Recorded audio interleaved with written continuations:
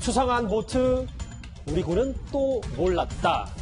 충남 태안에서 중국인들이 보트를 타고 들어와서 미립국한 걸로 보이는 일이 벌어졌습니다. 그런데 우리 군도 경찰도 전혀 몰랐습니다.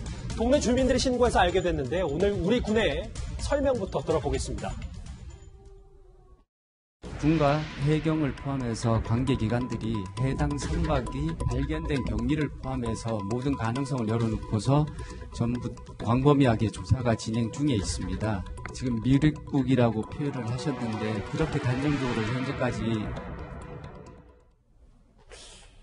차분히 좀 풀어봐야 될 게, 신 대표님. 지금 보니까 배가 사흘 동안 좀 버려져 있어서 주민들이 신고했다 그래요. 그러면 우리 군의 레이더에는 포착조차 안 된 겁니까? 안 된 거죠. 지금 뭐 저게 중국에서 왔는지 아니면 북에서 왔는지는 우리는 알 수 없습니다. 만약에 북에서 왔으면 NLL을 크게 우회를 해서 왔을 것이고, 그러면 이제 해군이 경계를 실패한 것이 되겠죠. 만약에 중국 쪽에서 왔으면 바다를 건너왔을 텐데, 그럼 해양경찰이 초계나 이런 여러 가지 활동을 실패했다는 말이 되겠죠. 그리고 해안에 또 접근을 하면, 저기는 이제 육군 32사단의 그 관할 구역이에요.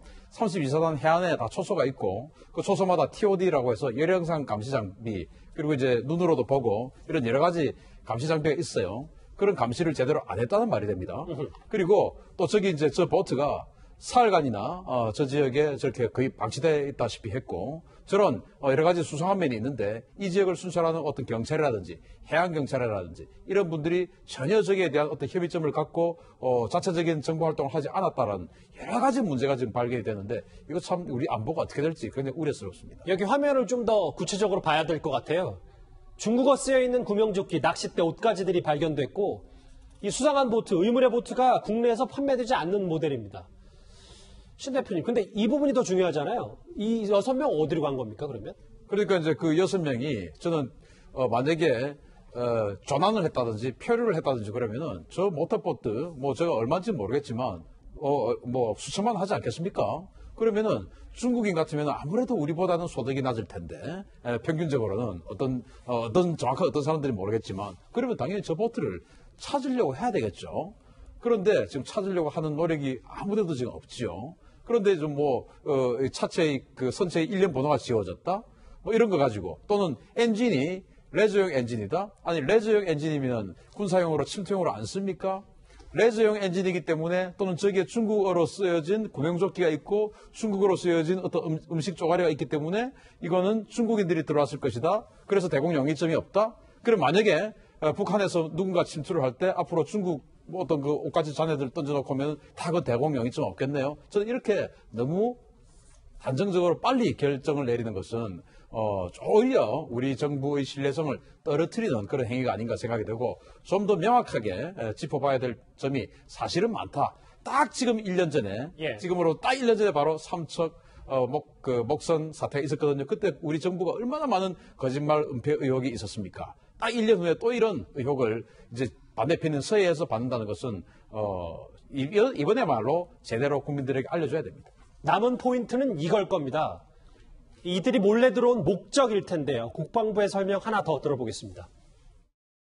대공 혐의점이 낮은 것으로 현재까지는 보고 있고, 그래서 해경 중심으로 해서 해경을 포함해서 관계기관이 조사 중에 있습니다.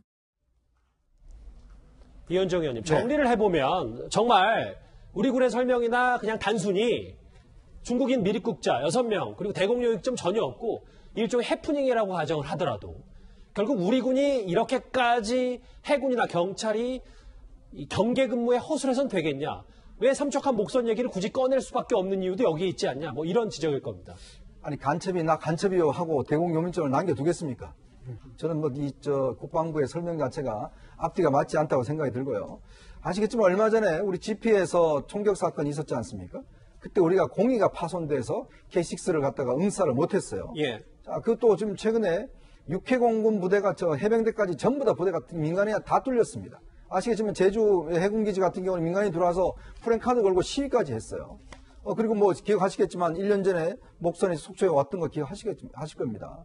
최근에 또 수도방위 사령관을 이 사단장 경험이 전혀 없는 국방개혁 이 비서관 출신을 수도상위 방위 사령관으로 임명을 했습니다. 자, 이런 정황을 놓고 보면 과연 우리 군이 뭔가 지키려는 군인지 아니면 그냥 뭔가 위에 뭐 로비를 하고 아니면 예를 들어서 행정군인으로 해서 그냥 그런 군인인 것인지 정말 국민들 입장에서 보면 요즘 하루하루가 제가 솔직히 신문 보기가 두렵습니다. 자, 그런 걸 놓고 보면 정말 일선 그 군이 얼마만큼 우리 국민의 생명과 안전을 보호하기 위해서 움직이고 있는지 예. 이런 부분에 대한 국민들이 근본적인 의문을 갖게 되거든요. 저는 이 사건도 또 그럴 겁니다. 뭐 열심히 하겠습니다. 그러나 또 똑같은 일이 반복될 것 같습니다.